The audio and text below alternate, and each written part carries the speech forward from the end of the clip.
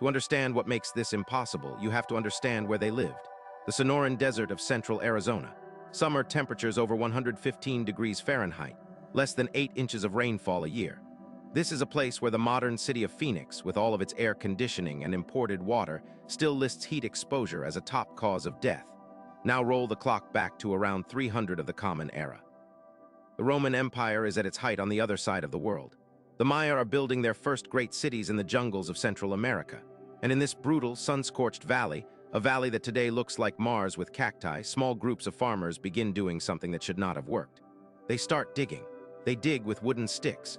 They dig with stone hoes. They dig with baskets on their backs to haul the dirt away. And what they build over the next 1,000 years is the single largest prehistoric irrigation system anywhere in the Americas, and one of the largest in the ancient world, period. We are talking about more than 500 miles of canals, some of them 20 feet wide, some of them 10 feet deep. Some of them running 20 miles across the valley floor with a gradient so precise, so mathematically consistent, that modern engineers in the 1900s tested the slope, expected sloppy Neolithic work, and instead found gradients accurate to within a few inches over miles of desert. We will get to how they managed that in a moment, and that is where it gets counterintuitive. Because the story of the Hohokam is not the story of primitive people getting lucky. It is the story of a civilization that solved problems Rome never had to face. By around the year 500, this culture is exploding. Archaeologists call the era from roughly 450 to 1150 the pre-classic and colonial periods of the Hohokam. Along the Salt River and the Gila River, in what is today the Phoenix metropolitan area, villages grow into towns. Towns grow into what can only be called cities. The largest of them we know today is Snaketongue, near the town of Gila Bend. At its peak, Snaketongue covered around 300 acres. It had ceremonial ball courts modeled on the Mesoamerican ball game, meaning trade routes stretched from Arizona down into central Mexico. It had platform mounds. It had craft workshops. It had population estimates in the low thousands living in a permanent settlement in the middle of a desert that should not sustain permanent settlement. If this is landing, save this video. You will want to come back to this one because we are only starting to scratch the surface. Here is what nobody tells you about how they did it. The Hohokam did not just dig ditches. They engineered a hydraulic society. Their main canals, the arteries, pulled water directly from the Salt and Gila rivers. From those, they branched into distribution canals. From those, into lateral canals. From those, into field-level ditches. It is a fractal system. The same layout, essentially, that modern municipal water grids use today.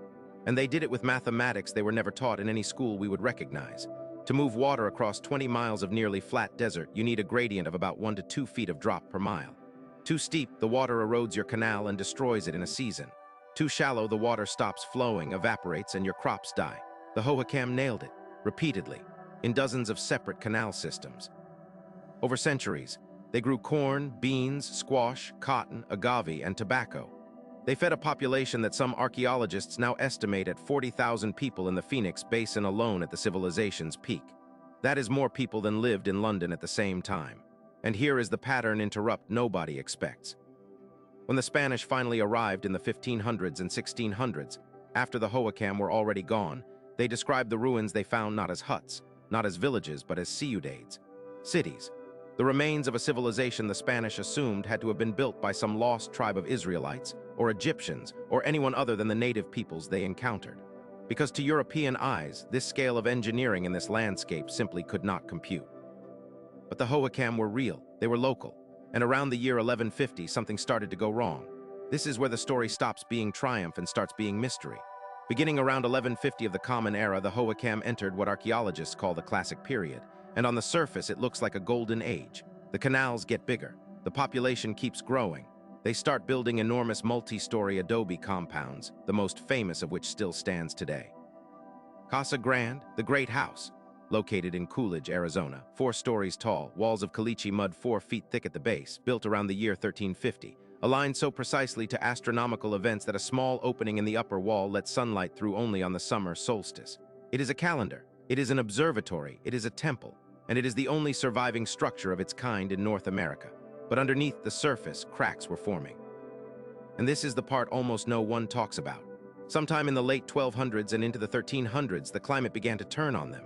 Tree ring data, the same dendrochronology used to date the American Southwest with almost year-by-year precision, shows a period of intense, devastating flooding on the Salt River, followed by prolonged drought. The floods tore out the canal headgates. The droughts starved the rivers to a trickle. And the Hohokam kept digging, kept rebuilding, kept adapting for more than a century. And then sometime between 1400 and 1450, they stopped. They did not migrate en masse in a way we can track. They did not leave behind a written record of what happened. They did not build burial monuments to a final generation. The archaeological record just thins, and then it goes silent. Drop in the comments, have you ever visited a place that felt like it was still holding on to the memory of the people who left it? Because standing on top of a Hohokam canal today, that is exactly what it feels like. Theories for the collapse are stacking up. Salination of the soil from centuries of irrigation poisoning their own fields. Social upheaval as elite classes lost legitimacy. Disease, warfare, overpopulation, climate whiplash. Most researchers today believe it was not one thing, it was all of them cascading. A slow-motion collapse of a civilization that had solved every problem the desert threw at it, until finally the desert threw one they could not solve. But here is the strangest part, and this is what I promised you at the start. When American settlers arrived in the Salt River Valley in the 1860s and 1870s, they found the canals, silted up, overgrown, abandoned for 4 centuries. And they made a decision that changed everything. They decided to reuse them. In 1867, a former Confederate soldier named Jack Swilling looked out over the ruined Hohokam canals near the modern site of downtown Phoenix and realized something staggering. The ancient network was so well-designed, so mathematically sound, that all his people had to do was clean out the debris and open the headgates again. The canals worked. The town they built on top of it, they named Phoenix, after the mythological bird that rises from its own ashes. Because that is exactly what the settlers believed they were doing, rising a new civilization from the ashes of a dead one. Today, if you fly over Phoenix, Arizona, and look down at the Salt River Project, the modern water system that feeds a metropolitan area of nearly 5 million people, you are looking at a map that traces, in many places, the exact routes the Hohokam laid down 1,500 years ago. The Grand Canal, the Arizona Canal, segments of the Consolidated Canal. These modern engineering marvels are not new. They are archaeological artifacts still in daily use. The name Hohokam itself comes from the Wadam language, the language of the Akimel Wadam and Tohono Wadam peoples, who are almost certainly the direct descendants of the Hohokam. The word roughly translates as those who have gone or all used up, a haunting name. Given by descendants to ancestors they could no longer fully explain, and here is what history does with them. For most of the 20th century, mainstream American history barely mentioned the Hohokam. School textbooks skipped them entirely. The narrative of the American West preferred the story of empty desert conquered by pioneers, not the story of a sophisticated hydraulic civilization that got there first, engineered the impossible, and left behind the infrastructure the pioneers depended on to survive. That is starting to change. Modern archaeological work, much of it done in advance of Phoenix's endless suburban expansion, has been slowly reconstructing who these people actually were. Every new subdivision, every new highway, every new light rail line in the Phoenix Valley cuts across another Hohokam site. Every excavation adds a new piece, and the picture that is emerging is not of a primitive people. It is of one of the most sophisticated water management civilizations in human history, a civilization that thrived where empires with iron and horses and written languages would have died in a summer. CTA 1213 Min, if this hit, do the one thing that helps this channel keep uncovering forgotten history. Subscribe and hit the bell icon. New hidden history every day, the civilizations your history teacher skipped, the discoveries the textbooks refuse to update, the mysteries archaeologists are still trying to explain. But that is only half the story. The next part is where most people get this completely wrong. Outro 1315 Min, because the real lesson of the Hohokam is not that they vanished. It is that they didn't. Not really. Their canals still carry water. Their descendants still farm along the Gila River. Their observatory still catches the summer solstice through a small square opening in a wall of 400-year-old adobe.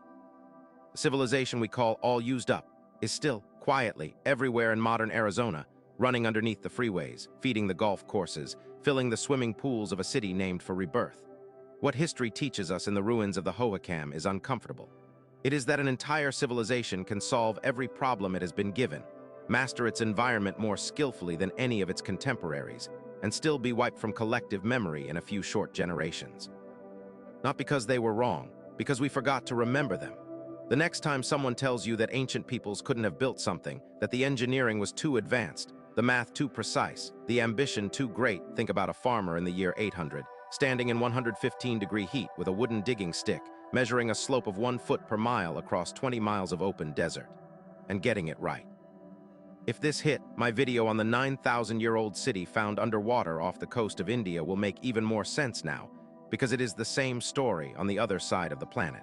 Civilizations we were told could not have existed, doing things we were told they could not have done, and leaving behind evidence we still cannot fully explain. Timestamps: 0000, the impossible fact about Phoenix 00, 45 the world before the Hohokam 03, 00 building an empire in the desert 06, 00 the turning point, collapse begins 09, 00 the legacy beneath modern Phoenix 12, 00 subscribe for more forgotten history 13, 00 what the Hohokam still teach us.